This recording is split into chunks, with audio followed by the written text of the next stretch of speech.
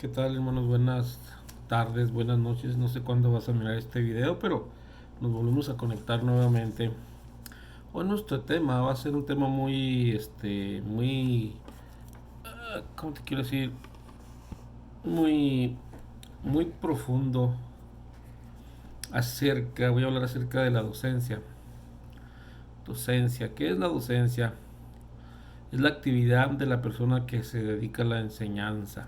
Vamos a orar. Padre, te damos gracias. Ayúdanos a explicar esto bien. Ayúdanos a comprender cuál es nuestra función, principalmente después de todas las demás que ya conocemos. En el nombre de Jesús te lo pedimos, amén.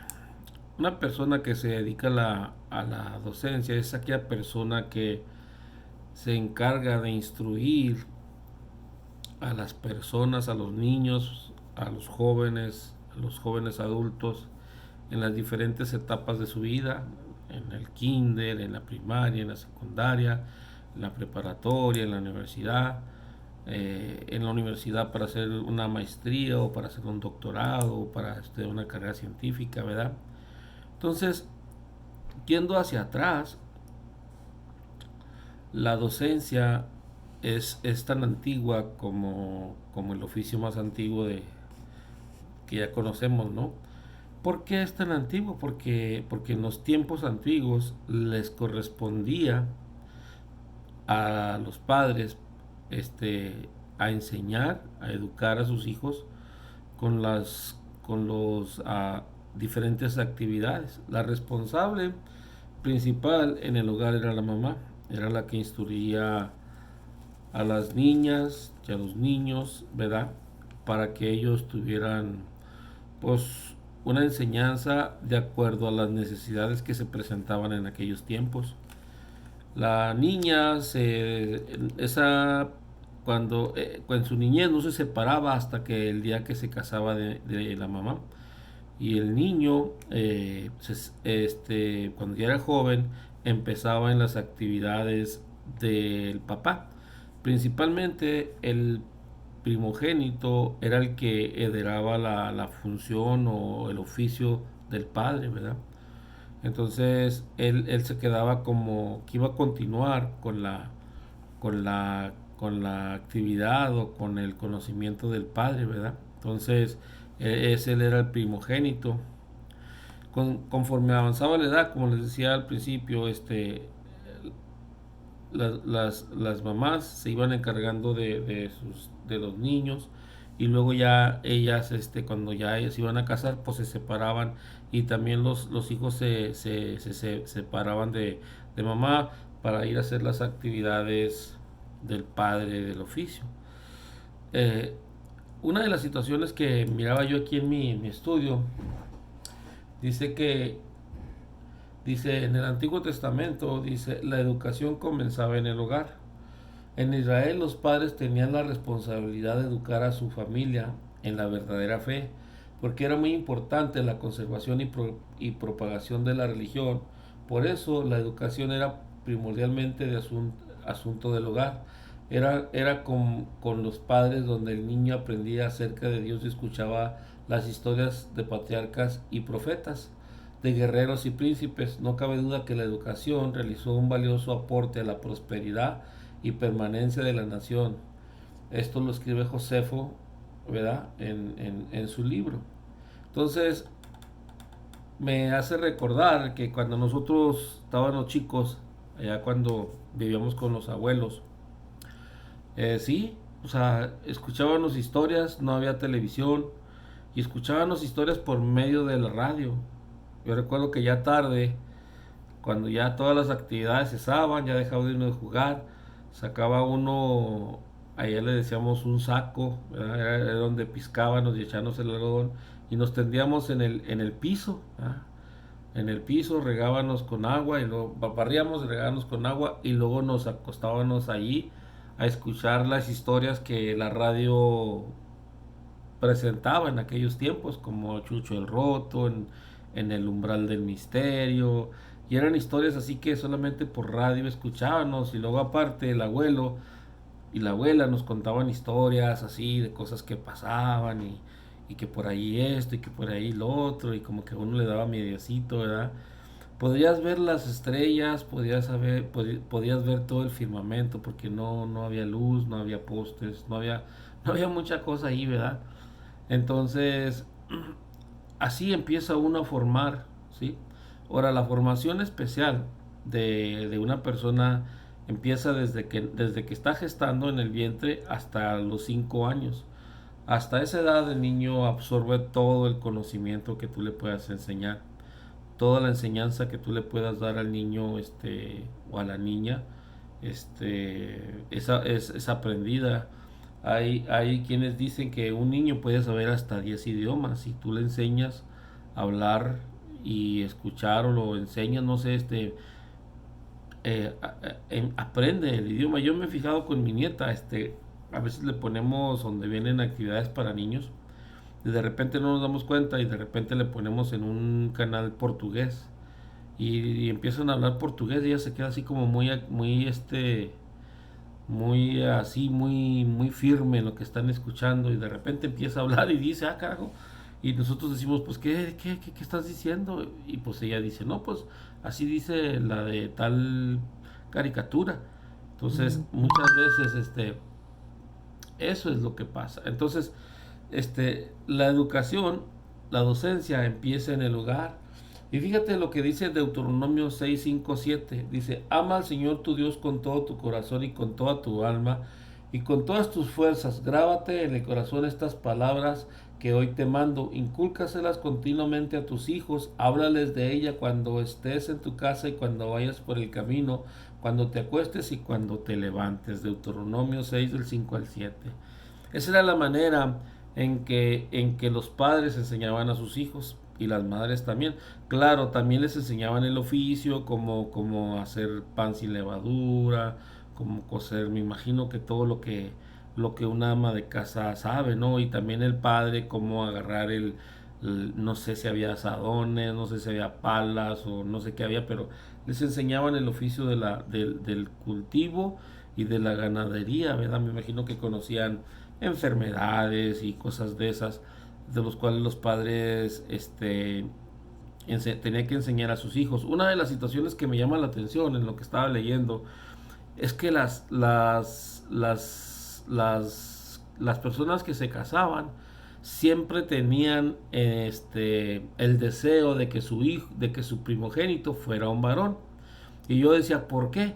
Entonces empecé a leer hasta abajo y me daba cuenta que ellos decían que posiblemente iban a ser el Mesías. Esa era la situación, ¿verdad? Que ellos pensaban que a través de ellas, y si tenían un hijo varón, de ahí iban a ser el Mesías. Entonces había tanto interés porque la mujer, su primera criatura fuera un varón, porque ellos pensaban que posiblemente ellas fueran las que tuvieran al Mesías, ¿verdad? Entonces, ¿qué tal lo están esperando? Entonces también, una de las situaciones cuando ya los jóvenes crecían, pues no eran jóvenes, eran niños prácticamente, 12 años. Dice, los jóvenes recitaban la plegaria del Sema.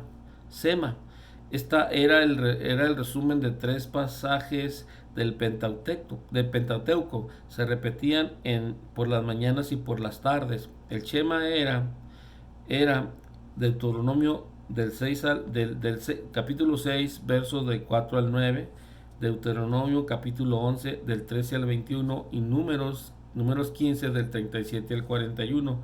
El niño a la edad de 12 años ya se debería de saber estas 3 pasajes de memoria. Ese era lo que se debían de saber, no todo el Pentateuco. El Pentateuco simplemente eran las historias que contaban, las historias que contaban desde Abraham, desde Adán, desde Eva, desde Noé, todas esas historias que vienen en el libro en el Pentateuco, todas esas historias, los niños y las jovencitas, esa era la educación que ellos recibían. Además, todas las actividades, todas las fiestas, todas las celebraciones, les hacía que crecieran en una fe continua, ¿verdad? esto era una fe continua. Y la enseñanza en aquellos tiempos era una enseñanza conductual, una enseñanza de conductas, una enseñanza que a través de la vista ellos aprendían de las actividades y de las cosas que los adultos decían. Entonces eran hombres, eran niñas que a través de la vista, a través de lo que ellos miraban y observaban, aprendían. Entonces era un conocimiento conductual porque celebraban todas las fiestas, todas las actividades que decía el Pentateuco, se iban con todo, con toda la situación de las escrituras, todos lo seguían al pie de la letra, era bajo la ley.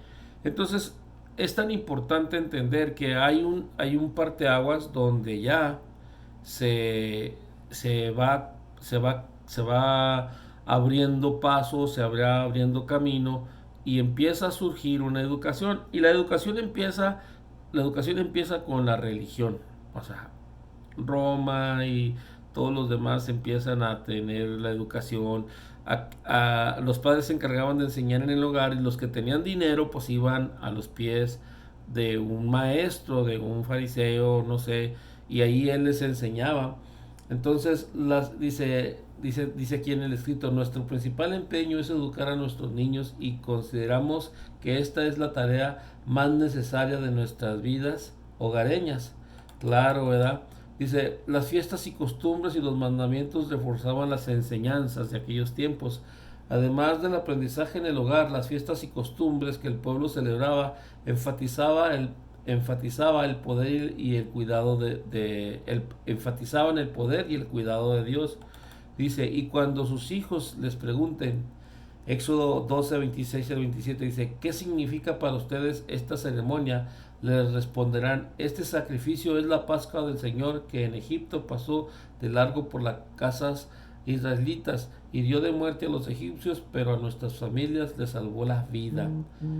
¿Verdad? Entonces es una situación importante. El, hay situaciones, ¿verdad?, que no podemos pasar por alto. Hay situaciones y enseñanzas del Antiguo Testamento o de las generaciones antiguas. No quiere decir que en aquellos tiempos ¿cómo les quiero decir? No había ciencia, ya había ciencia. Aquí yo tengo un libro, bueno, tengo una enciclopedia donde me dice que este que por los tiempos de Jesús ya había odontólogos, ya había personas que sacaban este muelas y cosas de esas, ¿verdad? Ahorita en el segundo video este les digo dónde. Vamos a Agustín del 354 al 430, obispo de Hipona.